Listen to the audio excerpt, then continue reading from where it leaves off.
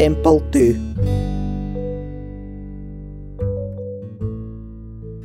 Die baba seentjie was besny toe hy 8 dae oud was, net soos God aan Abraham en Moses verduidelik het.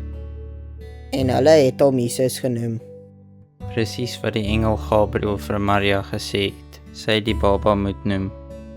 En wat die engel vir Josef gesê het, hy die baba moet noem. Volgens die wette wat God vir Moses gegee het, moes vir Maria deur 'n reinigingstyd van 33 dae gaan, nadat haar seun gebore is.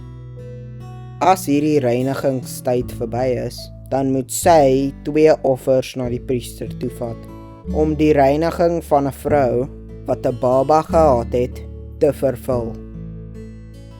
Josef, Maria en Jesus het na die tempel in Jerusalem toe gegaan, sodat Maria die offers kon gee volgens die wette van die Here, wat hy vir Moses gegee het. 'n lam as 'n brandoffer en 'n jong duif of 'n tortelduif as 'n sondeoffer.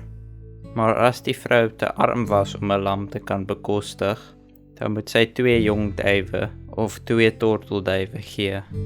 1 vir die brandoffer en 1 vir die sondeoffer. Maria en Josef kon nie 'n lam bekostig nie, en het 2 duwe gegee. Hulle het ook na die tempel in Jerusalem gegaan, om vir Jesus aan die Here voor te stel. Dit was ook deel van die wet wat God vir Moses gegee het, wat sê: Elke seun wat die eerste kind is van sy ma, moet geheilig word vir die Here.